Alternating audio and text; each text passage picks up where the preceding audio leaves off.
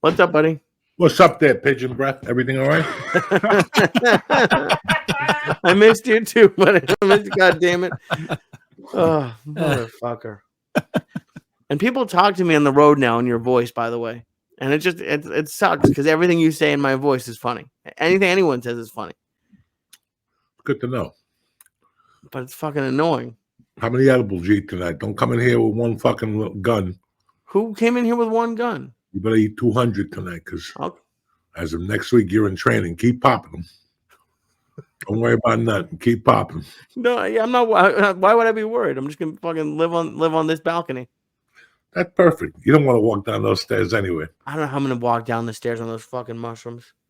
I don't know how you're gonna walk up those fucking stairs. Yeah, that you're right. That's the most important question. Who's gonna have a sublet apartment somewhere just so you have to walk upstairs? You can have like a little room or a little Jew house somewhere. Fucking the Just basement. That's it. This is you look up and you're like, you know what? Not today. Maybe tomorrow, but not today. I'm in no fucking mood to walk stairs. I'm never in the mood to go upstairs. I had to bring my suitcase up yesterday, and I just looked at it. Bringing the suitcase up, that's the worst part. And I sound like an asshole because I'm huffing and puffing, and I look like an asshole because I'm just lugging this huge fucking suitcase. Oh. Yeah, I tell you, you got to get like a little fucking something in the backyard that you could fucking throw up like a rope. Today I went to the pharmacy, right? The pharmacy's closed from 1:30 to 2 for lunch. They take lunch, the pharmacists, not CVS. Of course they do. Look how pissed you are, but why can't they take a lunch? They're working. The people are dying. They got to give up. Ask the questions. But I get there, right? I get there like at 1:58. I pull up to the window. I got music blast and I lower it and I'm waiting for the window to open. You know, it's like an electronic window. Mm-hmm. All of a sudden I see a lady fucking pushing a rope and I'm like, Lee's looking for you. You know what I'm saying? To lift a little grade up and down? Yeah, like she was pulling it. Fucking CVS. You got to get a dumb waiter. What the fuck? Don't they have a button press at CVS? Like fucking, how do they get in at night? You can't just have that gate at the window. No, they might. Maybe they just have someone back who lives back there and just lifts up the thing. Could you imagine being lifted to your apartment? That'd be amazing. Go. I'm telling you right now, you should invest in a fucking, what's that company? The sling rope. What's that company you took down in California? The zip line. I did not take down a zip line, by the way. It's still there. They changed names. They had a little accident, but everyone's still there. I didn't take anything. God damn it. I'm going to be 80 years old and someone will be like, what about the zip line? How about a little Puerto Rican zip line up there? You get yourself, listen, those migrants will fucking do anything for the small $5. Oh, yeah. You know, listen, it's $15 an hour, right? In theory. Yeah, in theory. So if he comes over and just pulls you up, it takes like 4 minutes. You give him the small 10. Down, you know what I'm saying? Have you heard of like a task rabbit? Do you know what that is? Where like you can hire someone to come to your house to do whatever you want? No, I had them build some furniture. You would never do something like that? No, I'm not that. I don't have that type of money to have people come over the house and build shit. And you just sit there with a cigarette, telling them, "Hey, watch the furniture." You know, I ain't that rich, dog. It costs like $30 to have something put together. Question: who do you think takes that job for $30? People who need it. I don't know. They were very nice when they came over. Sure, they're nice. They need the $30. You know what I'm saying? $30 is $30, and they're probably hitting them up. They only get like $20. It takes an hour, right? When they came over. Some of it took a little bit longer. I had some guy build some outdoor stuff. I had some guy build a TV stand. It's not, but I was like, I wonder if I could hire someone to just have like a standing appointment to just bring me up the stairs. Like carry. Oh, listen, in New York, you'll find whatever your fucking desire is. You understand me? Oh, I can't even imagine. You get yourself a little old chick with those Nancy Pelosi titties to fucking up the stairs, and you squeeze a little wooden titties while you go up the stairs. Everybody wins. You know what I'm saying? It's a win-win situation for everybody. Why would I want to squeeze 90-year-old titties? Because they're ancient and they're hard. like the way they. Yeah, you're not really selling it at all. I They're don't know. old and they're hard. Like I like Nancy Pelosi's titties. I would squeeze them if I saw. She's got some Oh. banging titties. Never forget that shit. Her face is all fucked up, but when she dies, those titties ain't gonna move in the casket. Oh, she's Jewish, right? No. I Those, don't think Jews are allowed to get fake titties. I don't know. listen, at that point, they do what they want. They, once you're a congressman or whatever the fuck she is, you do what you want. Listen, the Jews Oh are yeah. I'm over here. But if they cremate her, those tits won't burn. They'll be at the end of the other side looking like two burnt coconuts and shit. With 3 eyes. You know how coconuts got those 3 little eyes in them and shit? What do you mean eyes? Yeah, when you look at a coconut, they always have like an indentation of eyes and fucking, whatever. Listen, I took a tropical class when I was in college. Don't worry. Don't ask the questions. I apologize. Fuck. How was Yeah. Boston last week with the YouTube sensation? Boston was an interesting week. It was a great week. I think Jim Florentine did great. I opened up for him on Thursday. But the person who I opened up for all week was a great guy, very nice, very funny. But it was interesting because like every once in a while, someone will come up to me at a show and be like, "Oh, it's my first comedy show," which I don't. To me, that's crazy that you're 30 years old and never been to a comedy show. But this, for a lot of his audience, was like their first comedy show. So it was an interesting, and it was a cool week because I started in Boston, in front of young people in Boston, and then the rest of the week was in Springfield, Massachusetts, and 2 hours west of Boston. There's nothing there but a casino and drugs. People. What? Drugs. Yeah. People. Oh, the only cool thing there is the Basketball Hall of Fame. I could see you if you were ever in that area. You'd like that. Yeah, I know it's. I've been there before. Oh, I haven't. I've been to Coopersfield, but I didn't go to Springfield. 15 fucking years ago. Oh yeah. Yeah. Was it any good? No. The whole chain went down the fucking drain when the guy bought it. There was 2 clubs when he took it over, and they were powerful clubs in Jersey. And then he bought them, and he added 2 clubs, and it just went under. What a shame. But it was fun. I got to hang out at the casino all weekend, which was a good time. And it just felt like the last time I was at this club, I didn't do well because it's it's in a castle almost. So it's super echoey, and it just took some getting used to. But it was fun. Actually, I was wondering, I had an experience a couple of weeks ago where I was opening for somebody, and that person also brought an opener, and that opener, I don't necessarily know if he was trying to get in my head or not, but he was like, "Oh yeah, I don't know if you need to come tomorrow. Maybe you can host." And I'm like, "No, the club booked me," and it kind of pumped. And I destroyed him the next night. Yeah, of course. That's what you do out of respect. You fucking lay it on them. You want to beat you, motherfucker? Okay. Yeah. You sure? I saw you last night. You sure? Yeah, well, fucking Oiki Doik broke me with him. Okay. And just when they get on stage, they don't even know what that is. Right. Because they've never worked at it. They think it's just going up there with the water cooler with your fucking buddies and talk to. But I have people come up to me and go, "Yeah, I can talk shit for 30 minutes. All right. Do it.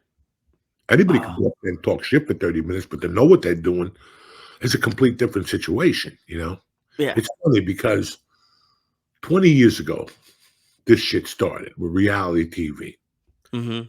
And people started getting hot, and every once in a while, the improvs would book them. Mm-hmm. There was this one guy that wasn't the funniest guy in the world. In fact, he was out of comedy. He was selling real estate in Southern California. His big joke was he would come out with his pants on fire and go, "It's hot in here," or something, and they would throw water. No. Yeah. Nice guy, hell of a nice guy, hell of a nice guy. I'm not saying anything bad about anybody, but what I'm saying is this is what happens. The guy picked up heat. They gave him a couple Southern California shows, and he sold out. It was like a marriage thing. He was like a bachelorette dude, but in real life, he was a very good comic. He was a regular at the Improv. He was just old, and he decided to go do real estate. So they put him on the road. Oh, no. Put him at every Improv on Thursday nights. He just went, from Tempe to whatever. Let me tell you something. There was a comic named Robert Schimmel. I've heard of him. Yeah. Robert Schimmel was a funny motherfucker, great guy. He was on the Young Comedian special with Rodney, with that All-Star, the one I like a lot. I mean, you have to be really good to be on that one. And he was like, okay. So he was at like 4 of the clubs that dude was coming in on Thursday. So what the club did was they took the Thursday from Schimmel and added a Sunday. Oh, for Schimmel, and he would have to move to Sunday. Right. Schimmel didn't like that. He didn't come back. He didn't say a word. He just canceled those weeks at midnight, the day before the Friday. And they would lose their fucking minds. The one weekend I got the headline because I was there already, but nice. That's how crazy he was. He canceled them. They would come into the club at 8 o'clock. There'd be a fax from Robert. Listen, I don't feel good. Do you remember when you were able to make that shift? And I don't know, it might be different for you, but like when you got to make that shift from like almost doing whatever the clubs want to like now you get to kind of call the shots a little bit. That must be cool. Well, listen, Lee, if you know anything about me, right? I didn't give a fuck. You know? Yeah. I didn't give a fuck since like I was a loyal soldier when I was in Boulder. I was very good on the triple runs. And then I moved to Seattle. And I realized that, like everything else in life, there's a lot of people who think they know what they're talking about. And they think they're geniuses. And, you know, like there was a couple people, like I booked a couple, when I lived in Seattle was when I really had a hard time on the road. Those 18 months when I took a plane somewhere, it was a nightmare for me. It was always a nightmare. Like I went to West Palm Beach one time, but they put me in, Davie had a club where the Miami Dolphins practice. Okay. So it was in Davie, Florida. And then they had a club in Fort Lauderdale and in West Palm Beach. I still remember getting like letters from them, hate mail. And then years later, they booked me in a different club when they all joined ventures. The memorable club to me that I did one weekend and caused havoc, and I even told her, send me home. Like, you told the manager? Yeah, I didn't like her at all. I didn't like her at all. And what did she do? Like, what did she do you didn't like? First off, they made it very difficult to work there. Like she was part of this like women crew that was running comedy, and they knew everything about comedy, and you know, they disappeared. Them bitches disappeared. I don't know what the fuck happened to them. They disappeared. There was a couple of them that were just acting not goodly. The lady in Florida, the lady in Cleveland, that woman. There was like 6 or 7 women that were just fucking rude. That's the worst. And it's not even just women. Like, I'm sure you ran into guys who were assholes too. No, these were even worse. There was a little clique, man. I remember one time I booked a fucking Pennzoil commercial, 3 days on a Pennzoil commercial. And I called this lady 3 days before and said, Sarah, I had Buffalo. Okay. And I had Miami and something else. And I called up and I go, Sarah, I got a problem. Can I come in on Thursday? Because I booked a national Pennzoil commercial. First thing she did was hung up on me. That was immediately? Yeah. Then the next morning, she called me. And she's like, are you sure you want to cancel over a stupid commercial? And I'm like, yeah, I have to. I have no choice. She goes, well, you just lost this week, a week in Miami, and a week in Cleveland. I didn't say nothing. She just hung up the phone. Then the lady in Idaho, Boise, I forget what her name was, but everybody was like, oh my God.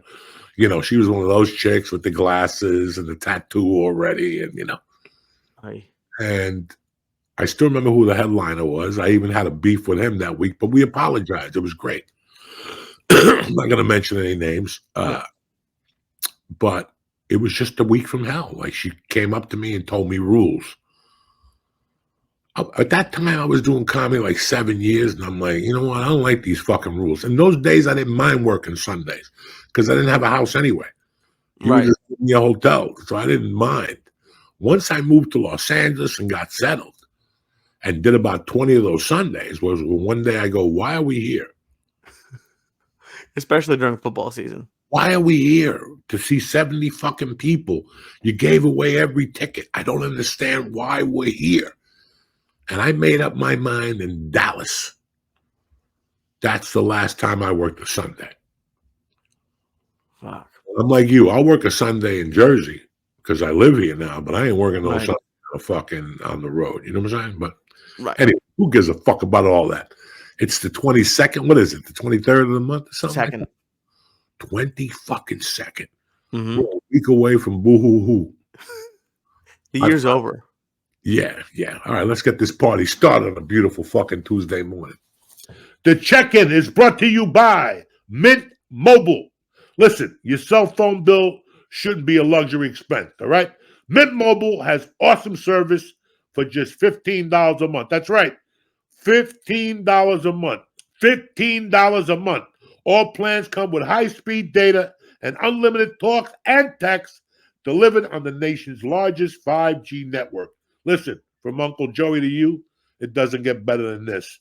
My neighbor's got Mint Mobile. He's older, you know what I'm saying? He's retired, he's on a fixed income. He says his phone never gets interrupted. It sounds great and it's beautiful.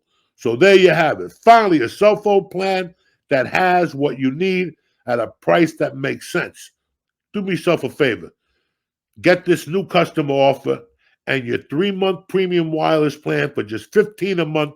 Go to mintmobile.com/Diaz. Again, to get this new customer offer and your new 3-month premium wireless plan just for $15 a month, go to mintmobile.com/Diaz.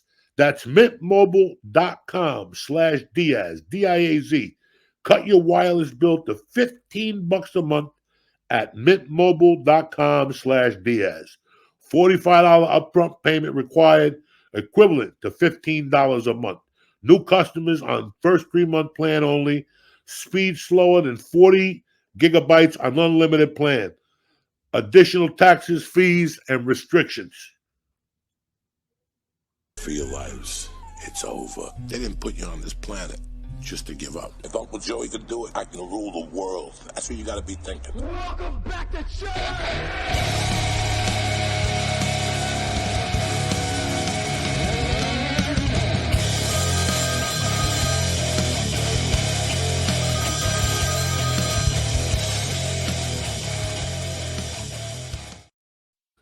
I haven't been eating mushrooms, so I ate my friend gave me a chocolate bar.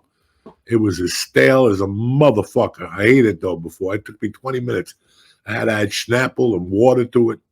What do you mean you haven't been eating mushrooms? What did that mean to you?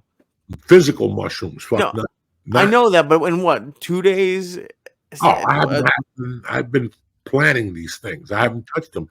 I'm on a sabbatical till you get back, so I can kill you one night. Why is that the goal, to kill someone with drugs? Because what else I got going on? I got nothing going on. I might as well fucking. I got shit going on. I don't want to get killed with. He calls me up and like, dude, you have the craziest retirement, quote unquote, retirement ever. Because you call me up and you like, we're taking me through like the tests you're running on these mushrooms. You're like making your own things. Like you're sprinkling stuff on them. Who does this with mushrooms? I'm growing them in the closet. I got the system down. I'm gonna fucking get them. No, I got nothing. Look, I couldn't grow a fucking nothing. So no, I don't know how to grow anything. Well, not like a farm, but I thought you had not necessarily grow, but like, you know how you run experiments on flies? I thought you were running experiments on. Oh, you and I taught you. You're right. And the next morning I forget. I forgot all about that conversation with the mushrooms and stuff. How do you forget about it? That's all I've been thinking about. Because you just say these things. I say these things. I'm improvising as I go because I can feel your emotions break down on the phone. Yeah, oh my God, you said they had flavors this time. I didn't want. So none of it's real. No, I got the flavor. I feel like I'm in Shutter Island now. I got a cheeseburger flavored mushroom for you. It's all over. You're going to be loving these. I got a pickle flavor. I got a lox flavor for you. Anything you like, I got a flavor for. Don't worry about nothing. I got you covered. What about the texture? When things get heavy, we pick you up and we take you to a little place in Secaucus. You're not picking me up. Who's picking me up? They give you a view of the Meadowlands. Nice. Dude, you go places and don't go in if there's stairs. How you pick? There's no way you're picking me up if I'm on the floor. Listen, not picking you up. I'm picking you up in the city. I'm gonna drive you to this place in Secaucus. They hold you. They put a white jacket on you. You go in there for a week or two. You look out the window. You sing little retarded songs like Vito from The Godfather, Godfather 2, when he was looking out the window. La cancioneta. He was just sitting like a fucking, Anyway. And that's what these are going to fucking Jesus Christ. You listen, a continuation. Some motherfucker sent me 3 bags of those bubble fucking things. What are bubble things? Like more? The edibles? The fucking the bubble gum, the blow pops. I think Bob Lilly you're hitting out. Threw me fucking 3 bags. I get home Saturday. I'm like, what is that bag on the steps? I open it up. It's 3 bubble bags. I gave 2 of them for my daughter for the softball weekend. I kept the other one. I only swallowed like 2 balls.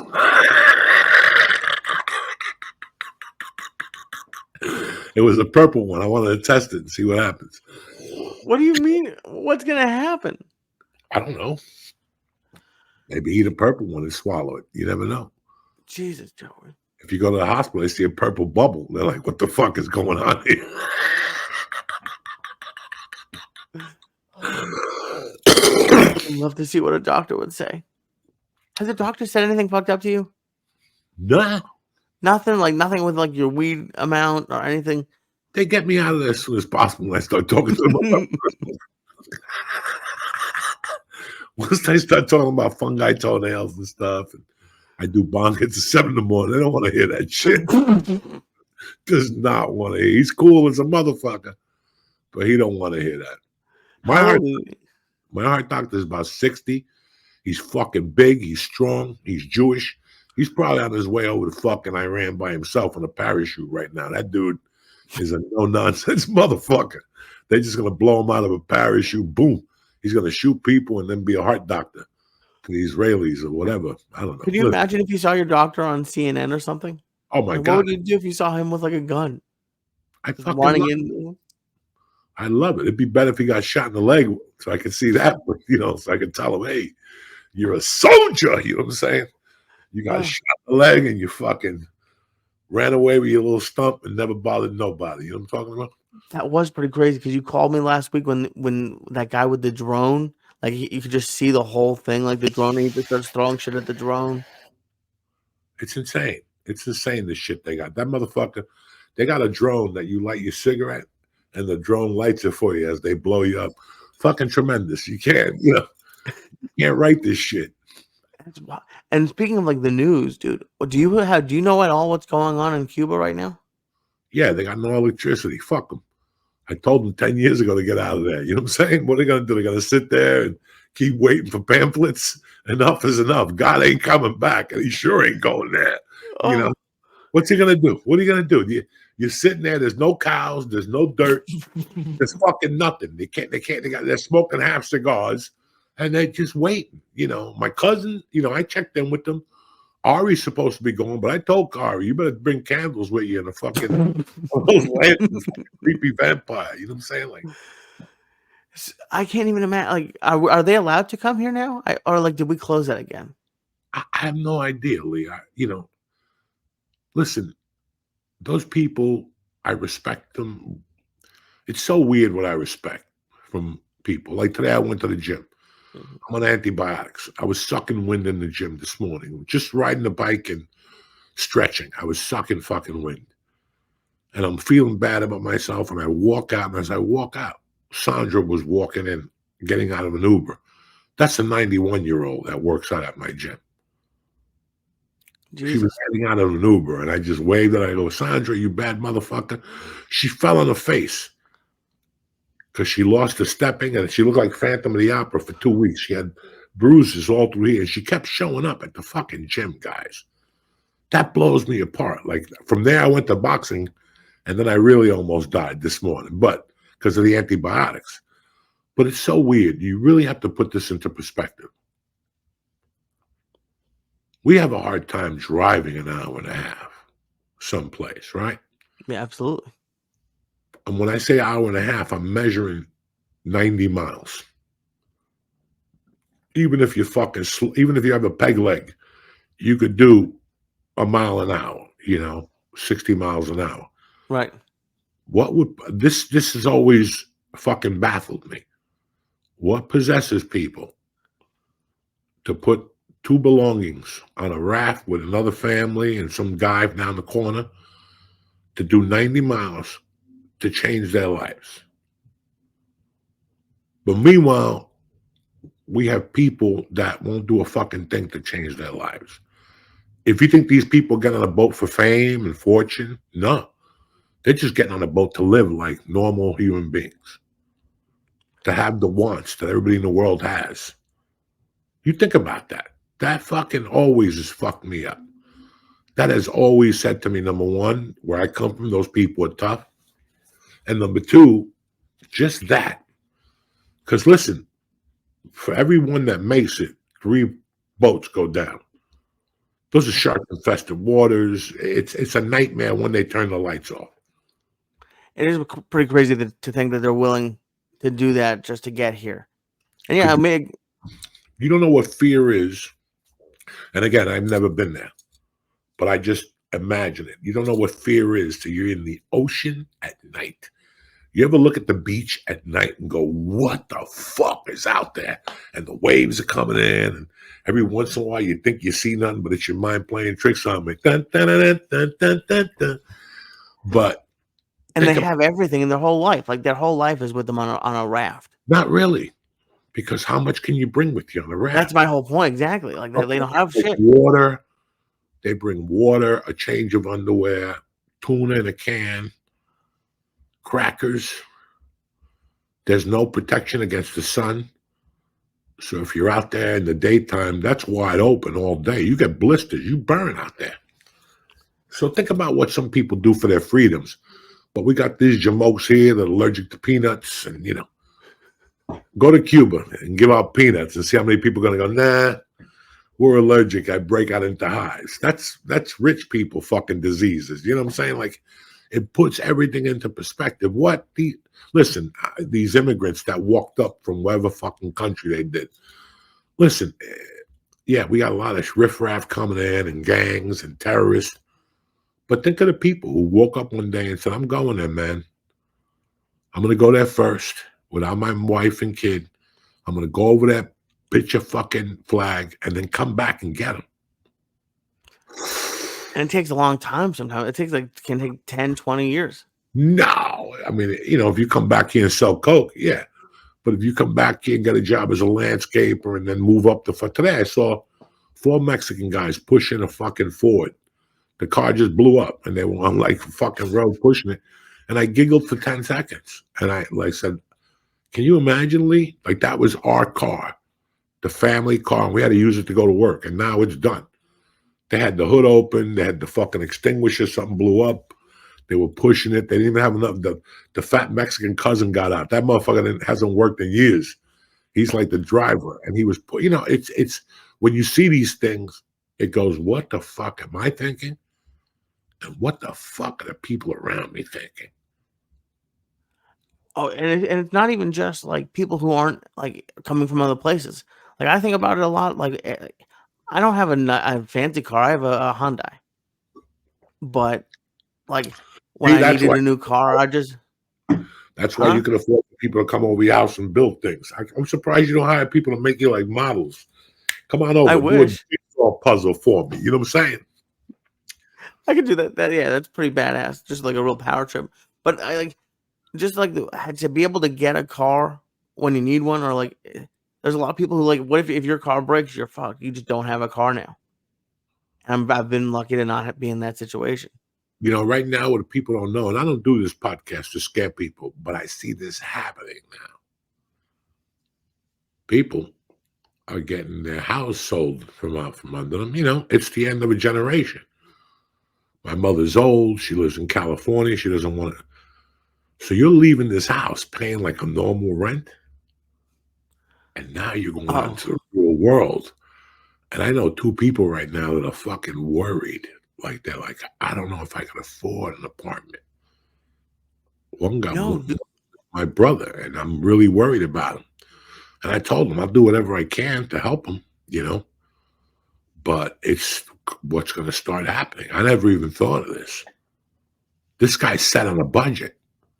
He's been right. living 6 years. He has a budget he's settled in, and if he has to go up 600 or 700 a month, that's not good. That's not good. That means the American will never retire at 65. The American will always have a part-time job to their fucking 90, because how can you're not going to live on Social Security, but none of these people who listen to this fucking show care about Social Security. They're like me. Fuck it. When God calls, I'll be ready. You know what I'm saying? No, but I think they get it. They totally get it from like the housing perspective. Oh, yeah, Like, yeah. I'm just bullshit. It sucks. It's getting rougher and rougher. What did I tell you on the church 5 years ago? I told you a lot of stupid things on the church. But one thing I would always tell people and look at them, and people used to fucking laugh at me. I remember people going like, go fuck yourself. You don't know what you're talking about. Remember I used to go, if you're living with your mother, stay there. Yeah.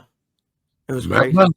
Do you remember I told you like a year before the pandemic? I'm like, dog, if you're living at home, I know you don't like it. I can't imagine having to fuck with a fucking muzzle on or having to eat ass and listening to your mom and whoever else lives in the house. You got to take their ear beatings. I don't like that either, but stay at home because it's going to get wild. And look, I didn't know anything like this. I was just fucking around, but till this day, I believe it. When people come to this country, like the Chinese, for example, I've always studied the Chinese.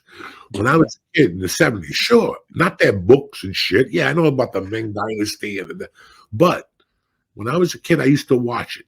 I used to go to a Chinese restaurant in New York, and I used to go to a Chinese restaurant in Jersey, the New Moon Chinese restaurant, okay? They all spoke to each other like they were family. I didn't know what they were saying, but at both of those restaurants, there were always kids. If you went there at 8:30, the kids were there doing homework. The one boy was falling asleep at the table. They closed at 9. That means they didn't have a babysitter. That means they had to go to work with their parents. And I went to a restaurant in New York where it was the same thing, and the one in Jersey. They all lived together, and they grew together. When they got money, they all bought something together. And then they busted out when they made a little bit of money. And that's what a family is all about, I guess. I never had a family like that. But that's why I said it's time to move back in with mom and see what we can fucking do in this house. Oh, cause I was in that exact scenario. I left immediately after graduating college. I was home for, I think, 3 days. And I drove right to LA. And then when we left LA and I went back to my mom's, like at first I was like, I don't know how I feel about this. I felt a little bit bad about myself. I was like, it'll just be for COVID. And then it'll be 4 years. It would have been 4 years this month.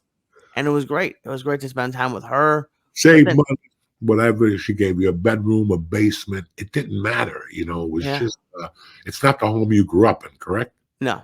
No. So it didn't fucking matter. But you're still home. And, things are getting fucking pricey. Dog, I go get shit from time to time, and I just walk out and shake my head. Like a sandwich is $15 now. Like Subway should be making a fucking killing now. They probably, but everything for them is more expensive too. Like but it's not like a fucking footer for $5.99. I go get a sandwich and a soda, and it's 20 fucking bucks, Lee. 18, 19. Listen, I don't raise my hand. It is what it is. That's a lot of dough, Lee. I can't imagine being somebody that makes $90,000 a year that lives in Jersey or works in New York, one of those scenarios, and how they're going to eat lunch every day. It's $200 for lunch. It's $150. $150 minimum if you go out. And I'm just saying $30. 20, 22, it's not $11 for lunch no more. So I'm seeing it now. I'm going, ooh, when I go get gas now, it's like, ooh, I got my truck back.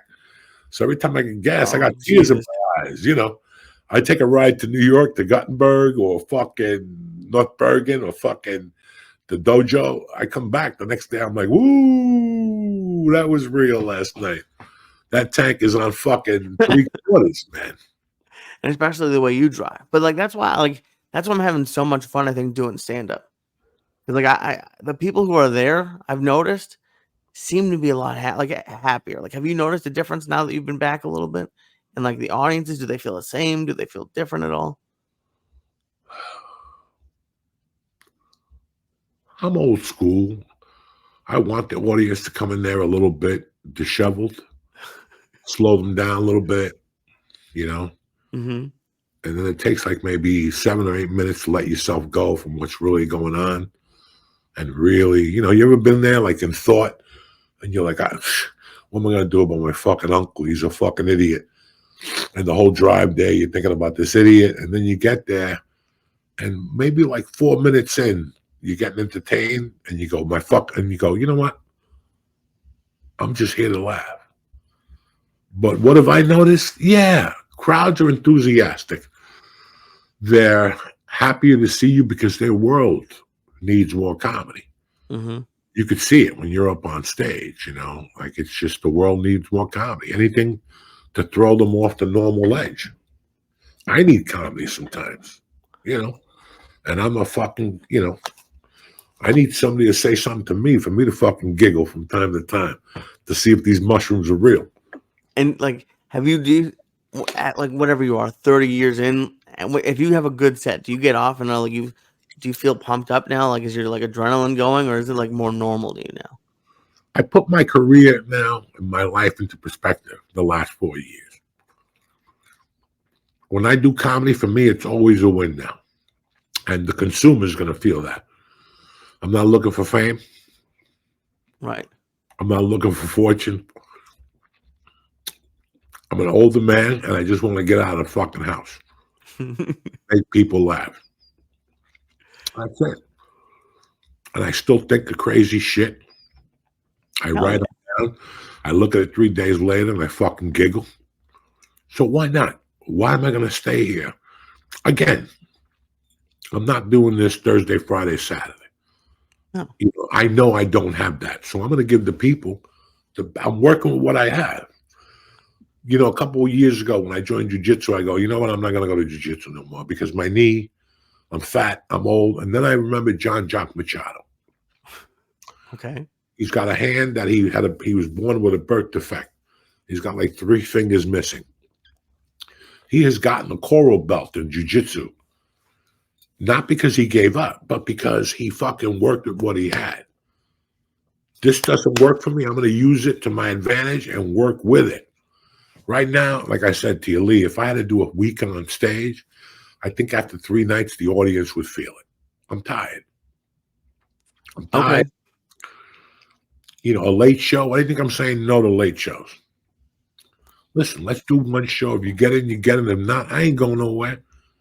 It's not like I'm going to fucking Connecticut or going to Pittsburgh.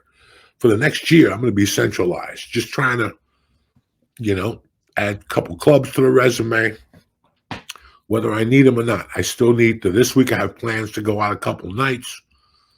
And that's it. It's a no-lose situation for me. It's kind of like I put myself back in 1994. Back in 1993. I had been separated for 2 years. I'd gone through all the mental anguish. I spent time in New York. I waited online. I fucking signed up at an open mic. I had to wait 3 hours. I had to live with George. I didn't have any money. Okay. You shut the fucking noise off and you just have fun. You don't have the rent money? What can I tell you? You don't have gas money? Call your friend to drive you. These are the realities, but you can't not let them stop you. Do you know what I'm saying?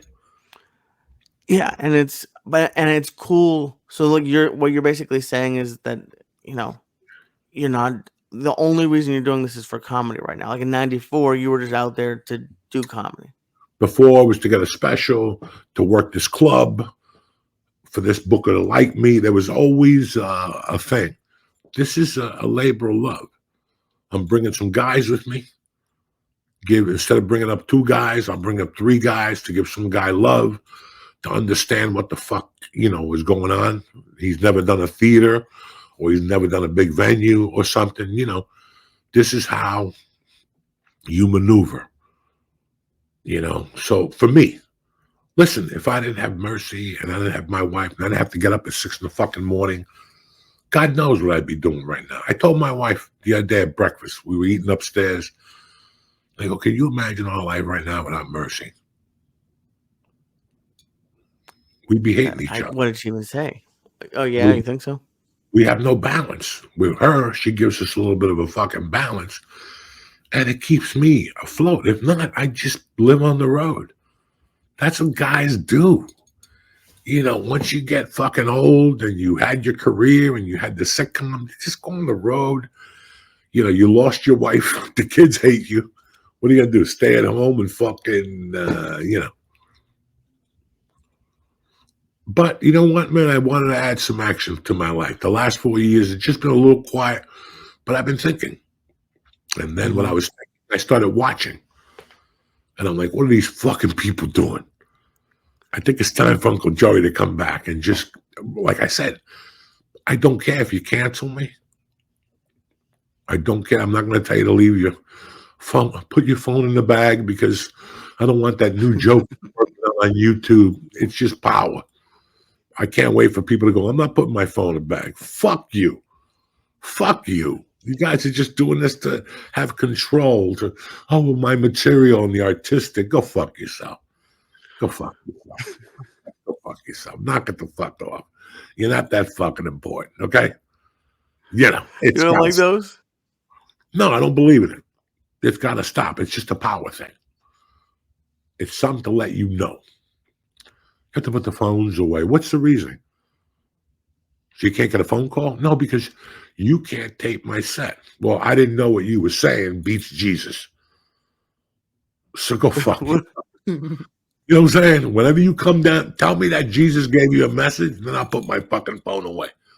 Until then, you hear the rhetoric and bullshit in your famous mind, go fuck yourself. I'm not putting my phone in a bag. Fuck you. Damn. Fuck you. It is kind of weird. But these morons pay for it. They I'll put my phone in the bag. What are you, fucking crazy? I'll break this fucking phone over your head. I got drug dealers calling me. What do you think? Well, you're trying to tell me is that fucking important? So you're telling me pointing at everything. Oh, we don't. They play it like we don't want you to get fucking bothered. Shut the fuck up. Shut the fuck up. Then they started with the act. I don't want my joke on YouTube. Knock it off. Enough. It's just you trying to be better. It's just you fucking imposing communism. This is stand-up comedy. What you're saying ain't God's word. I don't know what the fuck you're talking about. So knock it the fuck off your bag. Do you get upset when people record you, though? Yeah, but there's door guys. Right. There's door guys. Especially places you play. Some of the places that I play don't have those. Oh, there's door guys, and they know the fucking deal. That's why I don't play at Joe Schmo's place. Right. Because they don't employ you. Go to Gotham, try to take your camera. Go to places, and they'll tell you, listen, put the camera away. Well, I got my right. Like, go outside and take the traffic then. But you're not going to tape it. You want to tape? Go outside. There's 1,000 cars. It's like the Indianapolis fucking Speedway out there in New York City. It's crazy. Hey, I'm talking to you. This episode is brought to you by BetterHelp. It's scary to face your fears, but life will be even scarier if you don't. Let BetterHelp online therapy help you overcome your fears. Talk through your struggles with somebody to find solutions to problems. Let me explain something to you. I had some problems. I went to BetterHelp, and I'm not even kidding you guys.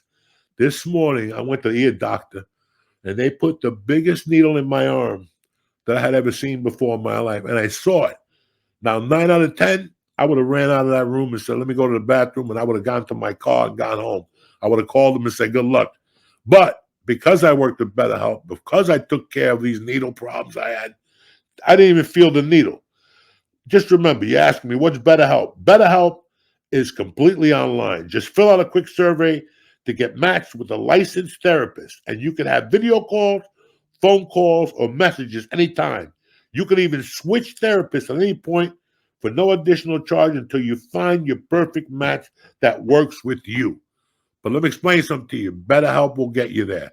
They gave me exercises to do. Listen, my anxiety is zero now. I have a stress tester on my watch on my wrist. I run medium all day. Hot if Lee tells me some story, you know what I'm saying? Then I get hot. But besides that, listen, take off the mask with BetterHelp. Visit betterhelp.com/Diaz, D-I-A-Z, today to get 10% off your first month. Listen, you're going into the holidays. A lot of feelings come up. This is the time of the year. No shame. Contact betterhelp.com and push in Diaz. And what are you going to get? You're going to get your first month 10% off. You're going to find a therapist and you're going to work these things out and start the new year looking like tip-top Magoo Jack. BetterHelp.com/Diaz, D-I-A-Z. Happy Halloween. Oh, do I got good news for you savages. Listen, there's no need to stay up late this Saturday night. There's going to be a big afternoon fights at UFC 308 live from Abu Dhabi. Are you kidding me or what? Jumping on all the action with DraftKings Sportsbook, the official sports betting partner of the UFC. The featherweight title is up for grabs in the stacked card. Listen, I don't have time to read you the card. We have no time for this. Download the DraftKings app right now. Do yourself a favor before I even get to it.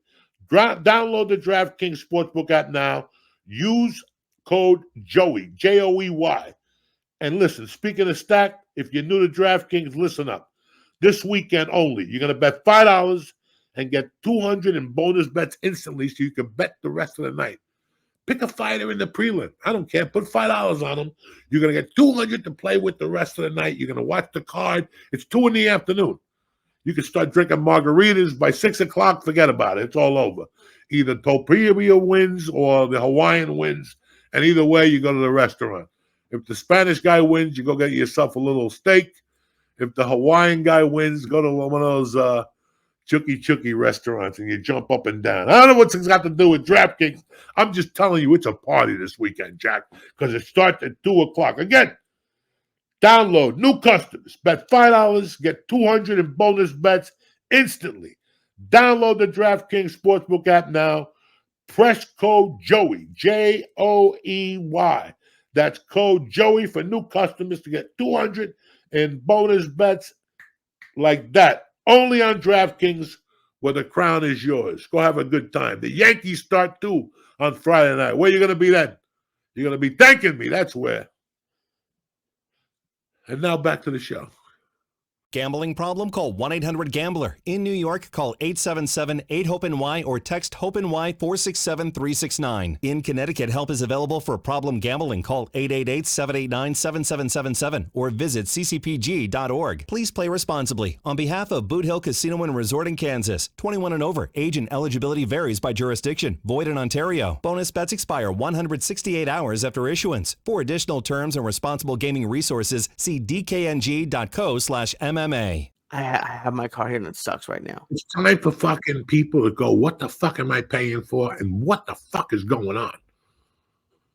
What the fuck is going on? Why am I paying $400? The cheapest price for a Yankee ticket for the World Series, up in the third floor, it's like $1,200.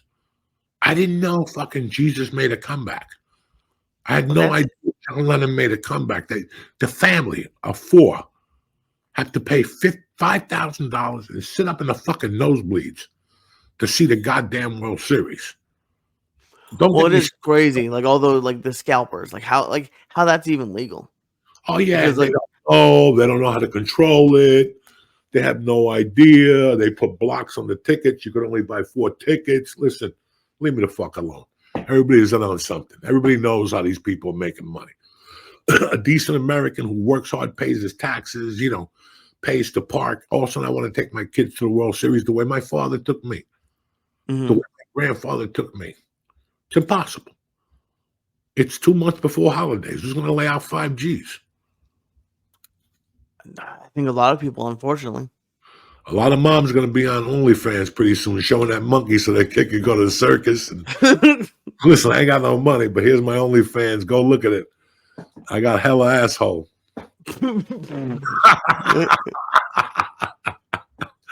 It's tough. Yeah, I would. I just heard that today in the car. And I'm like, $1,200. And I'm like, God bless the American who's got that. Right. But if you buy a ticket for somebody else in your building. Go and see the first little black kid you see on the street, a Puerto Rican kid with a glove, who's really going to be something, not your little white kid who gets scared when a ball gets hit to him. That little black kid right there, a little Puerto Rican with the fucking half a glove on, missing teeth because he already got hit in the head with a hard ball. That's who goes to the World Series. Fuck yeah. What? Did you ever go to a World Series game, or would you go to one? I would go to one, absolutely. But I never had the privilege. The closest I came was to the National League East Finals, like Cincinnati and the Mets in '73. That's the closest I ever came. No World Series, no. Yeah, that's division play. Yeah, that's the closest. But 1,200 a ticket's too much. You can't justify it, especially not even if you can afford it. I gotta sit up in the nosebleeds. I gotta walk up there. They got escalators. COVID's coming back. Fucking it's gonna be a miserable fucking Halloween. Even though 2 weeks ago my wife brought home the Halloween candy, and the dummy left it out overnight. Does she know you're out already? Huh? Does she know it's all gone? No, I didn't eat it all, but I always tell her, don't leave that shit out. Yeah. Hide that. She takes that in the other side of the house, and I don't even look for it. Because that type of shit about midnight, the other night I found Nutter Butters. I went off. But she only buys 4-packs. Thank God. So the worst I could do is 4 of them. I got to open up like 22 of those fucking things. You know what I'm saying? But no, she buys a combo Oreo, Chips Ahoy, and that. They're not for me. They're for my fucking daughter for her lunches. Right. So, in theory. But every once in a while, you bump into the middle of the night. Oh, look what we have here. Oh. The other night I bumped into a box of Yodels. And Yodels up there. Because I don't open up that cabinet a lot. But when I do, also I got a nice complimentary box of vodka from the boys. Oh, very cool. From Dos Osos. Poor Osos, yeah. The fuck they are. Dos, I don't know. Poor Osos. And they sent me a nice jacket, some hooded sweatshirts, a t-shirt. I haven't tried the vodka yet. I'm going to make one of those interesting man commercials. I don't drink, but when I do, I drink Dos Osos.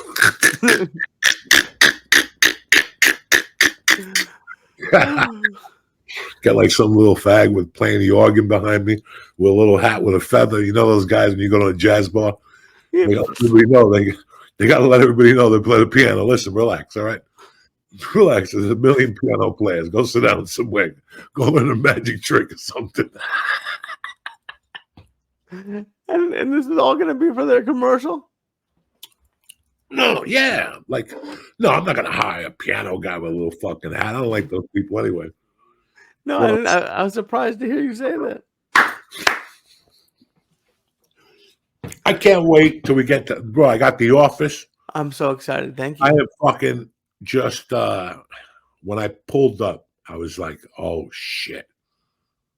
Oh, shit. I can't wait to see it. And I walked downstairs and I spoke to her and we got a good recommendation. And I gave all the stuff in already, so I'm just waiting for the fucking go. And my fucking nuts are going to blow up. You know what I'm saying? Like one of those sites in fucking Lebanon. They're just going to spew, like the overhead visual of the building. And then you see a little Jewish missile come in. And it just blows. Nobody knows nothing. You don't see nobody. Why are you blowing now? Why are your nuts about to explode? I was excited about this office for a while. This is 4 fucking years we haven't had an office. We're running like fucking, And we don't have to catch up in 2 weeks.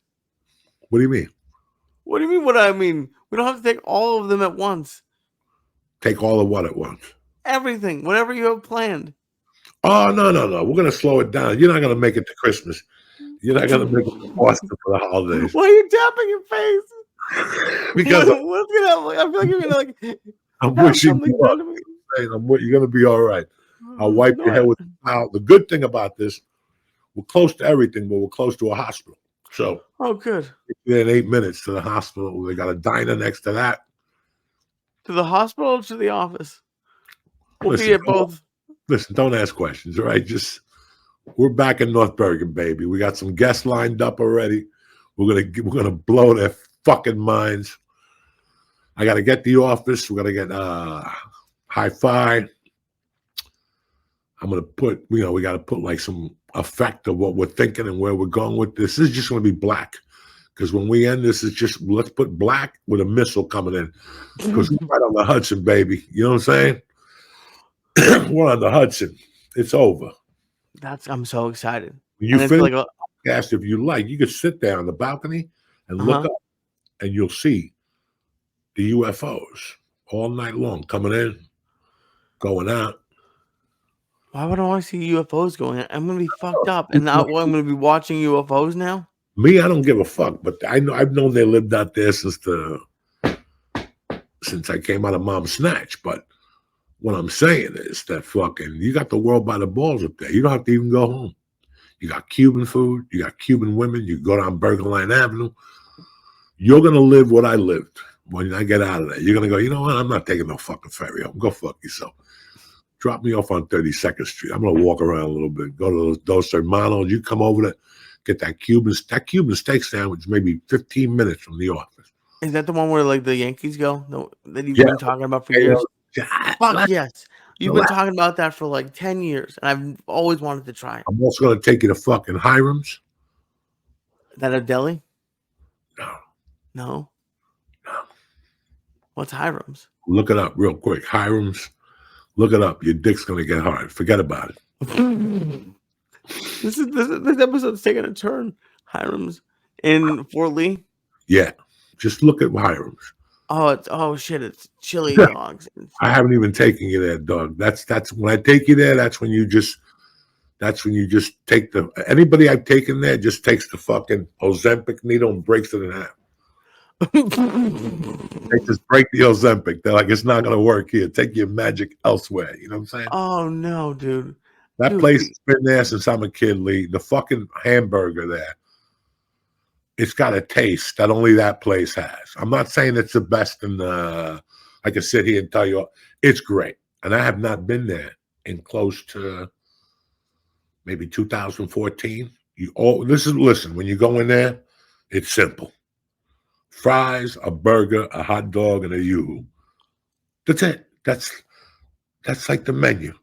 Anything after that, you fucking go for it. God bless you. God bless you. I Last can't wait. week I went up there and I went to Rudy's. Oh yeah. Oh, George the Framer. I saw fucking Slick Nick, Slinging Dick, the next congressman of New Jersey. And it just feels good to go up there on Mondays. I go up there early, maybe train with one of my buddies now. They do jiu-jitsu and shit. Take a shower at any of those places and then just shoot and do the podcast. That'll be a blast. It's going to be good to see you. Because this has been great. But to see you in person is going to be way different. Look, I'm all zoomed up. I'm all cameraed up. I got everybody's seeing these videos. Before I was chewing that mushroom, before I clicked into this, I'm trying to get it down. And I'm like, how many people are seeing this video right now? In Russia, they're watching me going, look at this jerk off. Got enough of those videos.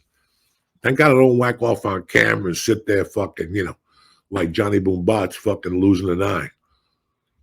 No, thank God you don't jerk off. Why would you jerk off on camera? Because people do that. I'm not jerking off. Look at me. They fucking watch porn. They don't know at the same time they're watching you, and there you are.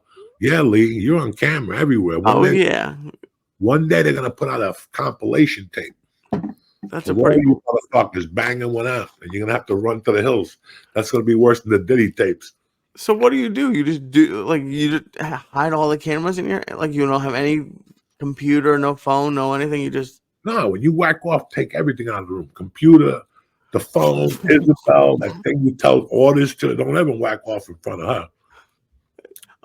so you have to take everything out of your room, or do you have like a special room, just like a no technology room? I used to get so paranoid in Vegas, I'd whack off in the closet. You know what I'm saying? Like, they give me the big room, and I go in the closet like nobody knew, because in Vegas everybody's watching. Please hold on. So you would go into like the hall closet and like crouch on the floor? What would you? In the bathroom, and you know how they give you big bathrooms? Sometimes, yeah. I would go into the little closet where they had like the towel and the blow dryer. Bang went out at 5, 6 in the morning. You're paranoid. You need to shoot something, and it takes you like an hour because you got to get your dick hard. And you're standing up, right? You're standing up, laying on the wall like a fucking Dracula with the closets. You don't know what's going on. Every time you hear a noise, you stop because it could be the fucking the maid. The maid. Why would the maid be knocking on my door? No, I said maid. Why would the mayor be? Can you imagine if it was the mayor? If the mayor and you were jerking off in the closet? That's one of the things I started thinking about towards the end of my cocaine. And I'm like, why would I go to Vegas? Like one time I went with Rogan in 2006 and a bunch of us. I didn't see those motherfuckers all weekend. Like I saw them at the airport. I saw them when I checked in. I saw them when we did the show, and then I didn't see them till the airport that morning. And they were like, something ain't right with Diaz. That's when I would go there, and I would call the dude before the plane landed. He would like meet me at the fucking hotel. I would go right to the room and start getting the party started. They were like, where are you? Yeah, I'll be there. I remember one time my friends from Jersey were there, and I didn't meet them that weekend. It was the same weekend. They were like at a hotel across the street. The kids I grew up with. I'm like, I don't want to see you, motherfuckers. I'm too busy in my room. Jesus, dude. And like, was Vegas the king? Like, I mean, there's everything in Vegas. How could it not be? Yeah. The guy was so connected in the Vegas scene as a coke dealer that he would just knock on your hotel door at 4 a.m. because he knew everybody. It was insanely. It was fucking insane. For about a year, I would just go to Vegas just to see him because I knew he was going to take care of me. He had everything. It was like $125 for an 8-ball, 3 sleeping pills, 2 oxygen pills. He gave you everything. Cream for your nose, you know. Why didn't you just buy a bunch more of these? Like, could you do that? Like, could you, if you liked his little packs, could you have bought like 10 of them and brought them home, or would they just all be gone immediately? Let me ask you something. When the guy from Crispy Pizza gave you those fucking 2 boxes of pizza, did you bring any home for your mom? Or did you think of anybody? First of all, it was not $2. It was 3 extra slices, but fuck no. Okay. You know, you snooze, you lose. I remember one time I bought a bag of Xanax, Valium. That's when they were Valium with the V in them in Beaumont, Texas. I didn't even take those things. I bought them because my friend's roommate did those.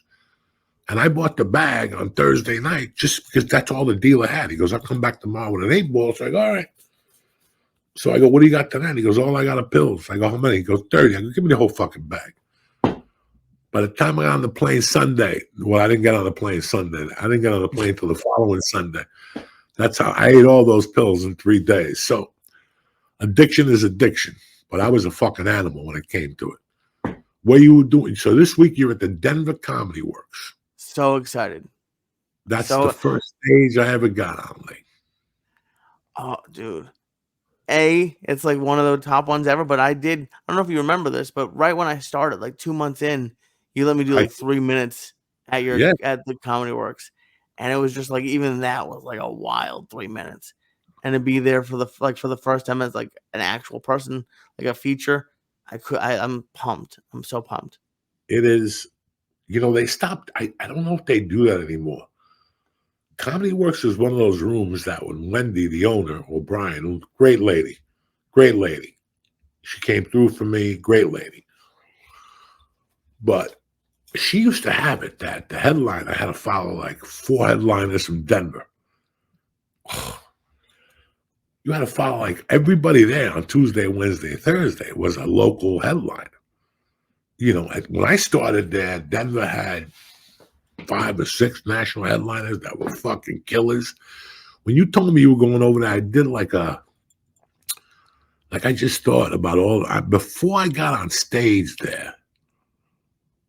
I remember I told you I went to an NBC thing. Mm-hmm.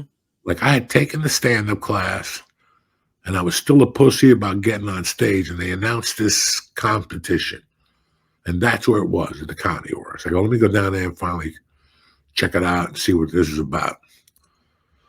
And I remember going down there and seeing all these comics with like, you know, fucking T-shirts on, HBO. And I sat down, and that was going to be the first time I got on stage. I go, I'm going to go do this contest. This is it. I'm fucking done. And Lee, I chickened out. I was like, what am I, fucking stupid? And then 2 weeks later, they were auditioning at the University of Colorado to open up for who ended up becoming my friend. He's dead now. He passed away. I forget what his name was, but great guy, Charlie White, something. He was an American Indian activist. Funny motherfuckers. Hill. That's it. Jesus. I'm horrible. I'm stoned. But I went to the audition thinking it was in an auditorium with like people, like in my fucking demented mind. And I get there and it's in an office smaller than the office we had, like a student office. And there was 3 uptight fucking little kids there, 2 of them American Indians, which I already lost the war. They were like faggy Indians. They weren't even like drinking Indians that stabbed people. You could see, like they were like Indians that were trying too hard.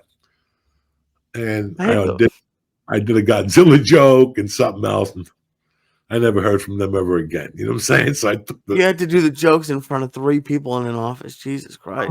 You know, but I put myself in those positions. Remember a couple months ago, you said you were going to get up at 8 in the morning and go stand online somewhere? Yeah. I was just saving your life. Okay. You know what I'm saying? I don't have time to explain these things to you. I did a lot of creepy things. I went to a lot of creepy places that I didn't belong. And I still remember being flat broke and borrowing fucking Lubes' car and borrowing like $30 from somebody and going into the city to audition for an improv troupe. Now, what the fuck would I audition for an improv troupe for? But in my demented head, hey, let's give it a shot. So I get there, they bought Valet Park. It's a Copacabana.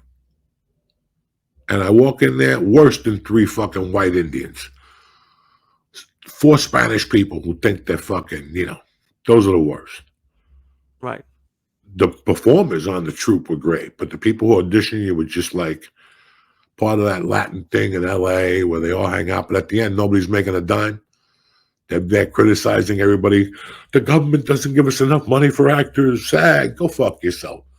You know, last I checked, fucking the guy from Heat, what's his name? He ain't doing too bad. De Niro? No, I don't know. Let's see. That was Heat. He opened up the taco stands. Oh, Trejo? Yeah, Trejo. What the fuck are you talking about? Danny Trejo? Huh? Danny Trejo?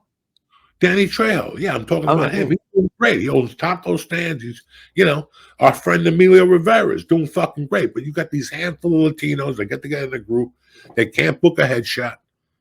They start giving each other fake awards. You know, you're like, stop,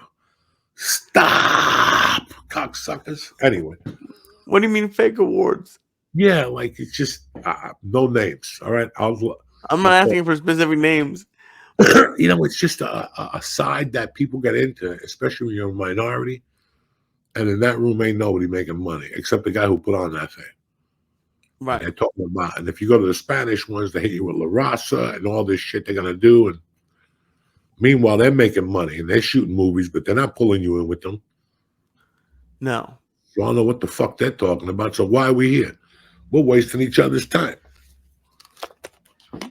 Like going what we were talking about. I'm jealous that you can say that to people. What? I don't know. Like why are we here on Sundays? I'm not doing you know, Well, being a. I didn't say this. I said this when I was a feature act. Mm-hmm. I said this when I was a feature act. When I was fighting for my life and I was already a regular at the store because they were doing it right, but everybody else was doing it wrong. Dog, I still remember a situation here at Rascals in New Jersey where I came in. Instead of this dude saying, I just don't like Diaz, he just ragged me all week. You talk to the audience too much. Please don't do that. Okay. I knew if I talked to the audience, this guy had a chance. Do you know what I'm saying? Oh, okay. If you talked, okay. He did everything he could to get me off the show. And he was a good guy. He was just getting to the end of his career. And he started getting like picky because his crowds were smaller. And I did 5 shows with him. Wednesday night, I talked to the audience too much. Before I got there, he cut my time to 20, which is a big mistake because now I'm in Comedy Store Zone. Right. You just fucked yourself. You just fucked yourself. Because now you're going to give me what you don't want. I practice 18 minutes 3 times a night for the last fucking 20 years. This was 2003. I was a regular maybe 5 years already, 6 years. Come on. So what do you think happened Thursday? I destroyed the audience. And then now he came out with, he said fuck too much and blah, blah, blah, blah. Then Friday early show, he complained about something else. And I just laid into him. And the club manager laid into him. And that was it. We worked Saturday and he never spoke to me again. And for no reason. For no reason. I was buck wild as a feature act. Buck wild. I made the one guy quit in Miami. He threw the fucking glass down. When we go to New York and do the podcast, I'll get Ricky Cruz on there. Ricky Cruz saw a ton of shit that I was doing as a feature act because I didn't give a fuck anymore. I'm at the store on a daily basis and you're here headlining on something you did 18 years ago. Go away. And then you want to get mad at me for coming out here like an animal. Right. Real comics weren't complaining about me. The Tommy Davidsons, the fucking, the guy from Saturday Night Live that's in Florida now, him and I work together perfectly. That's the strongest guy I ever worked with on the road, by the way. Really? Who's that? The kid from Saturday Night Live, that's a conspiracy guy now. Oh, Aykroyd? Who? Dan Aykroyd? Is he a stand-up fucking comic from Saturday Night Live? I don't know. He was, okay, sorry. Anyway, it don't matter. But I worked with a bunch of guys that were fucking hysterical, and nobody complained. It was always once a month. I had this, you always have these guys that are like, they don't like it that you're where you're at and they're where they're at now. They're fucking planting flowers, trying to stay relevant, and you're a fucking animal. You don't even care about being relevant. You're just up there fucking doing what you're doing. Because if I was fighting for my life in those days, nobody was going to give me Montreal. Nobody was going to give me anything. So I had to get as good as I could be. So I just went up there and started murdering motherfuckers. This started around 2003 with me. And then I got the longest yard. And then I tried the headline. That didn't work out. But anyway, I did good last week at the dojo. Paul Verzi's a funny fucking guy, man. Yeah. He's see again, and everybody's looking at this guy. Paul Verzi's a dangerous motherfucker on stage. I laughed my ass off. It was a great show. We're going to do it again November 6th, a week before I do fucking New York, so I'm definitely ready, But it's been fun. I'm thinking about Denver a lot. That's how this whole ear beating started. I'm sorry about that. I'm thinking about Denver a lot. And I was just a fucking kid that I was just getting on stage to fucking have a good time, Lee. Yeah, because when you're doing it in Denver, at least the first time, like you were just like right either still married or right after the divorce. It was like a lot of change. Yeah, but when I came back in 93, I was in a different place. And from being here, I looked at comedy a little differently from being here going, wow, how hard is it to be an open micer here? I got to go back to Denver. You don't have to show up with 4 people. Right. I didn't have to show up with 4 people. I don't know 4 fucking people. that I'm going to ask every week, hey, you want to come to a club and spend $20 to see a bad comic? I don't have that type of fucking balls. So I chose that path, and it, you know, it was a lot better for me. And I was happy, Lee. I had nothing, Lee. Nothing. I had nothing. Half the time I lived in a hotel with some broad. The other time I lived with my cousin, and that was a fucking nightmare. He was always trying to borrow money from me, and here I am broke. I would lend him money and then steal it back in the middle of the night and steal a pill from him. It was a fucking the funniest thing ever. And I didn't want, you know, that's why I say that sometimes. Listen, man, nobody gets into comedy because they just want to get into comedy. We all have a reason for whatever the reason is. But after a few years, you'll start looking at that and going, I don't know if I'm going to do it. And then you're like, well, I could go back to baking pies or to delivering fucking whatever the fuck I was delivering when I got this job as a comic. Or I could look at it and attack it because this is as good as it's going to get in my world. Oh, yeah. So at least go have fun. They give you 2 free cocktails. Go drink the cocktail. Some chick will always talk to you. Hi. You know, I started working here 6 months ago, but my father loves comedy. Okay. You know, you want to bring me home? Yeah, he hope to meet you. It's the fucking, you're doing comedy 6 months and people come up to you and talk to you. Oh, yeah. You know? And it's interesting, and, you know, it's a better time without all that shit. This is why I said to you that I appreciate LA. I appreciate the comedy they provide, but some people aren't ready for that emotionally. And it just, the fucking stakes hit you, you know. I don't like being an open mic there. It was tough. Like the same people who were at that fucking place on Sunset, that they lived there. What was that house? The comedy house and the whole fucking thing. Those people are still there, just a different location. That's a clique.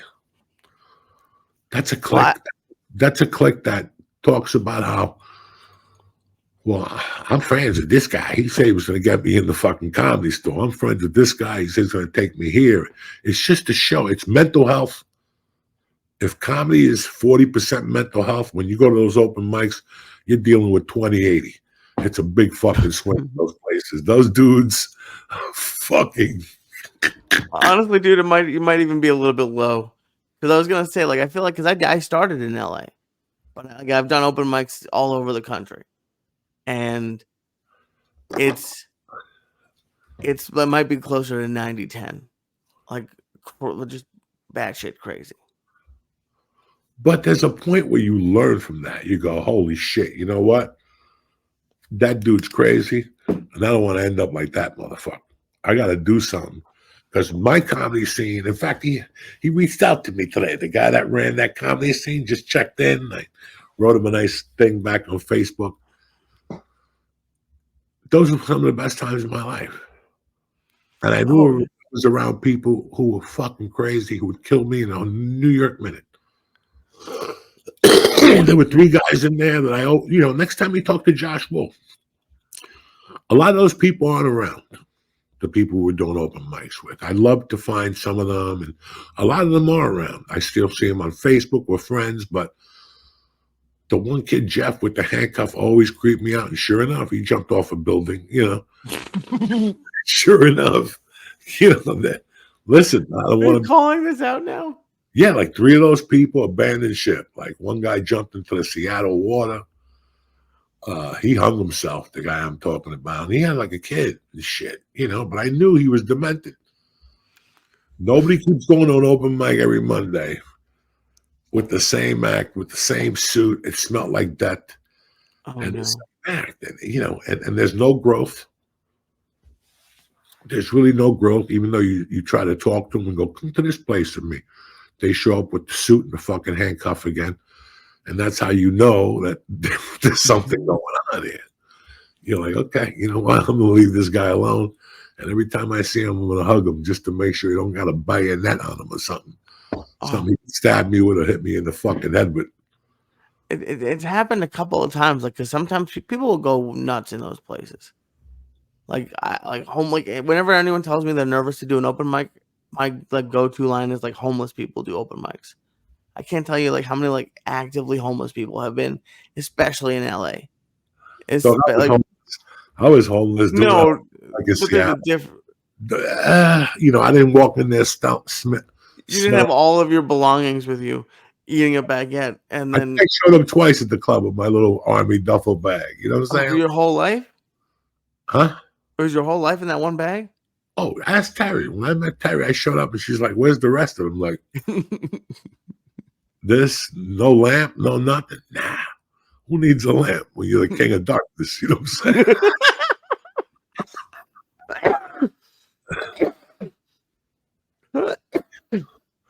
Look at you. See, you're only eating 100 milligrams, you cocksucker. I smoked and I'm fucking dying over here. What's wrong with 100 milligrams? Right here. Where'd you get the weed from? Fucking Bavacqua Street? No, first of all, I have some that you got me, but I also have good stuff. I also have good stuff. I do. You get shit like 20% that you have. No, I don't. Oh my god, I might have proof here that I don't. God damn it. Let's see here. Well, this is pre-rolls, but these are 25. Yeah, these are pre-rolls from before shows. 2018. I tell you not to buy pre-rolls. Well, I actually did buy stuff to. I got 20 fucking. I got a vape. I'm never here. You know, I'm never here. Yeah, listen, that's your problem. 8,000 a month, and all of a sudden you want to become 8,000. Please don't tell people I spend 8. I wish I had 8,000 to spend on it. It is way too much. Of people coming over and fucking building your vacuum for you and shit. Not a vacuum, dude. You can't. I couldn't build some of that shit. You what? I can't build some of that. This year an event. I'm so happy. Hey, what am I, Johnny Engineer? You don't see me buying that shit. Yeah, because your wife can build it. What do you mean? Listen, what do you mean? Yeah, she's good at that stuff. She likes it. I'm building her own stuff. That's what I'm saying. I can't dump my stuff on her. I know, but I don't have a wife. Dumping her. I can't do that to nobody. So before I ain't gonna hire some poor moke that's gonna come over, and I gotta be nice to him for 2 hours. Oh no, you have to. What do you mean you have to be nice to him? You leave him alone. Why is that your worst case scenario? That you might have to be nice to someone for 2 hours. You gotta offer him milk and cookies. No, you really don't. Ask him how his family. What type of animal are you, Lee? You fucking desert Jews. You don't even give you a fucking not even a canteen. You give them a water, you give them a tip, and then you let them do their thing. You give them a what? You say, hey, you want a drink? And then they usually say no, and then you give them a tip, and then that's it. That's all you gotta do. They don't want you hanging out with them. I was like, I can't imagine going into someone's house and doing that shit. Me neither. That's pressure. That's why I can't imagine having somebody come in my house and me looking with a straight face going, hi, I'd like you to build something for me. I'm too fucking stupid. Listen, I'm never gonna lie to you. I'm never gonna lie to you. Because you were talking about 3 years ago, and it made me think about something. When I first started going up to 149 8th Street to see my godmother, and I would play with the tenants in her buildings, there was one kid who I thought was just brilliant. If I was 5 or 6, he was the same. I struggled with English, you know. This kid was Spanish just like me, but this motherfucker was on a different level of smart. He's the kid who taught me how to build models. Okay, yeah. Okay, and we were talking one day, and we would just go downstairs to the model store where we used to buy the glue for Sticky Charlie. This is 2 years before Sticky Charlie, by the way. Oh, damn. So I was 5. This is 1969. It could have been, I was 8, 1968. And I would go down there, and one day he goes, I like to build one of those, but my mom doesn't have the money. And I'm like, listen, what if I get the money from my mom? You build it, teach me how to build it, and you keep the fucking thing. And he goes, deal. And we bought the glue downstairs, and he bought I bought the Hulk. And he just taught me how to put the glue together. But I had a desire to learn that. It wasn't. I always thought, like, maybe I'll have him fucking make the thing and take it home to my mom. Look what I did. Meanwhile, my mom knows I'm a fucking idiot. I can't put that together. He taught me. So I think I paid for like 2 models. I went to my mom. My mom was great. Just let me see what the models. And I told her the truth. I said, I don't know how to do these things. And he taught me. And after that, but I can't imagine there's a 60-year-old fucking man, me having somebody to come over to build me a shoe fucking closet. Like I have so many things I need to do here. You know, like I need to somebody help me with the garage and rip down the wall and stuff like that. If you hire somebody in construction now or any field now, right? They tell you they're going to come over and they're going to do it. And then all of a sudden, after 2 days, bro, they come, they tear it up, and then they leave for 4 days because they got to go to another job. Yep. And your job was supposed to be only 5 days. Now it's 2 weeks, and your wall's open. God knows what lives in there, what can get in. So before that happens, I'm going to have a friend of mine come in here. This is what he does on the weekends and on Saturdays in like January when it's cold. We'll rip down the board. He says he'll take it in this truck. I help him out. He helps me out. And it all works out at the end, player. But you're going to have a great time. How many shows? Wednesday, Thursday? 5. Friday? Thursday through Saturday. It's a great club, man. And I saw a lot of great shows. That's why I met Felicia Michaels. Oh, I didn't know you met her there. At the bar there. Wow. I knew you worked with her, but I didn't know you met her there. She was already a big shot, though. Right. She had one. Schimmel. Fucking, I saw a lot of great acts there right after Roseanne left. I never saw Roseanne perform there. But first of all, let's get this straight. After I got into comedy, I would go there on Tuesday nights. And in those days, the headliner would have to come in and close the open mic. I mean, it was like Bobby Collins in those days, Bobby Slayton, you know. It was just a great, she's always had a great comedy mind. What these people are doing now, she was doing in 1993, 91 when I walked in there. When you walk in there, you realize I walked in there fucking in 1991. Were you born by then? Yeah, I was born in 88. You were born the year I came out of prison. How can I forget that? That's a good year. It really was. Anyway, so I got nothing this week, basically. I think I'm just going to go do guest sets at 2 shows. Hopefully, I like to go to Aaron Berg's Friday night at Uncle Vinny's. It's an 8 p.m. show. I'll try. I love Aaron Berg. Thursday, I got 2 options. What do you got? You got the Denver Comedy Works. That's right.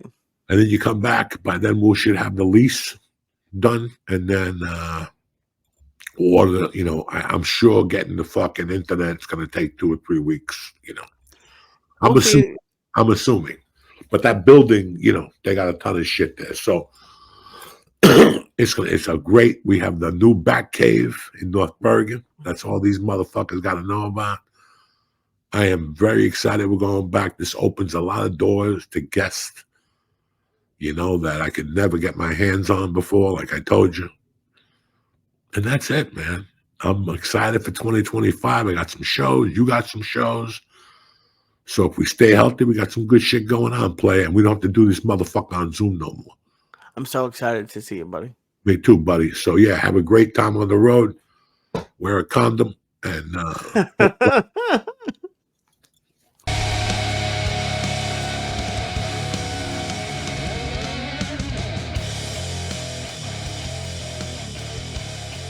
The check-in is brought to you by Mint Mobile.